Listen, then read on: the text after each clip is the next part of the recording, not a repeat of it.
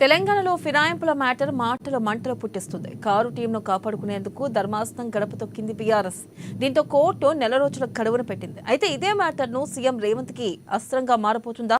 ఉప ఎన్నికల వచ్చినా ఉప ఎన్నిక రాకపోయినా తన ప్లస్ అయ్యేలా వ్యూహాలు గీశారా? కమలం చేతిలో కారు పార్టీని సీఎం ఇరికించేశారా? ఎలా చూసినా తను సేఫ్ జోన్లోకి వెళ్లేలా పథకాలు రచించారా?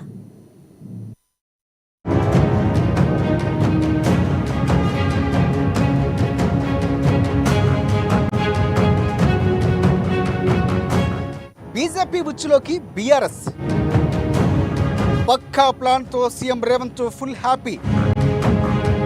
తెలంగాణలో హాట్ టాపిక్ గా మారిన ఎమ్మెల్యేల వ్యవహారం. బీఆర్ఎస్ నుంచి కాంగ్రెస్ లోకి కొందరు ఎమ్మెల్యేలు. పార్టీ మారిన ఎమ్మెల్యేలపై అనర్హత వేటు వేయాలని హైకోర్టుని ఆశ్రయించిన బీఆర్ఎస్. ఉప ఎన్నిక వస్తే కాంగ్రెస్ పార్టీ విజయం సాధించే అవకాశం. అనర్హత వేయకపోతే బీఆర్ఎస్ ఎల్పీ విలీనానికి రేవంత్ స్కెచ్. మంత్రిని స్పీకర్ కోర్టుకు నెట్టిన ధర్మాసనం.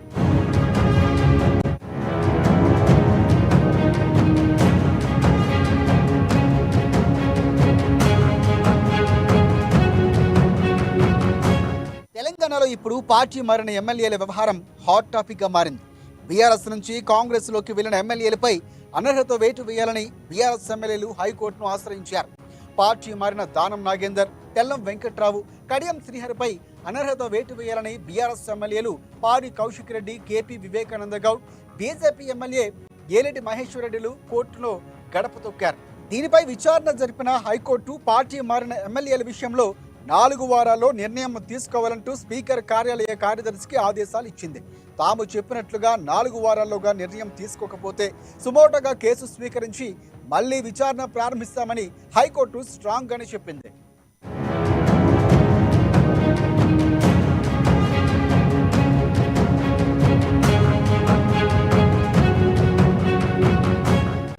స్పీకర్ అనర్హత వేటు వేసినా లేదు, వెయ్యలేదంటే వారిపై అనర్హత పడినా అది కాంగ్రెస్కే లాభం చేకూర్చే అంశమవుతుంది.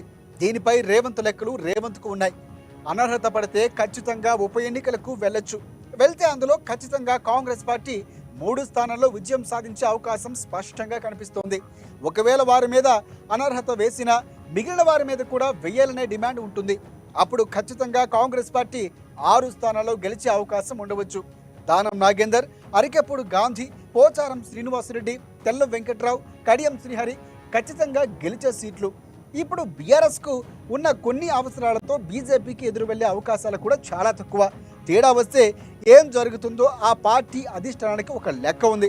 కాబట్టి మిగిలిన స్థానాల్లో బీజేపీ గురిపెట్టి కొట్టవచ్చు.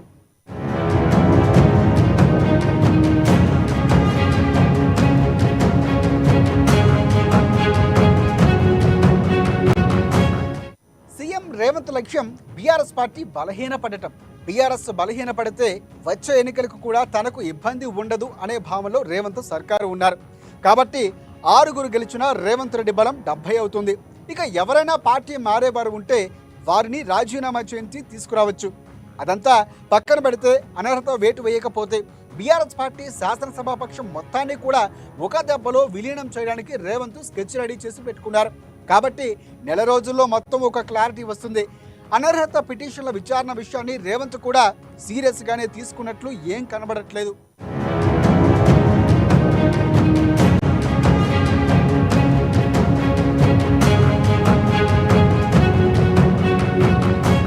ఒకవేళ తెలంగాణ హైకోర్టు అనర్హత వేస్తే కేంద్రంలో ఉన్న బీజేపీ పలు రాష్ట్రాల్లో చేసిన చర్యలపై బాధిత పార్టీలు కోర్టుకు వెళ్లే అవకాశం కూడా ఉండవచ్చు. కాబట్టి వారిపై అనర్హత పడకుండా బీజేపీ తెర వెనుక రాజకీయం చేసిన ఆశ్చర్యం లేదంటున్నారు పలువురు. అనర్హత వేటు పడితే బీజేపీకి కాంగ్రెస్కి లాభం, పడకపోతే కాంగ్రెస్కు లాభం. ఒకవేళ పడకపోతే బీజేపీ కూడా కొందరు ఎమ్మెల్యేలు తీసుకోవచ్చు. ప్రతిపక్ష హోదాలో ఉండే సూచనలు కూడా ఉన్నాయి. ఈ విషయంలో హైకోర్టు నిర్ణయం తీసుకోకుండా పంత్ని స్పీకర్ కోర్టుకి నెట్టింది. కాబట్టి ఏం జరుగుతుందనేది చూడాలి మరి.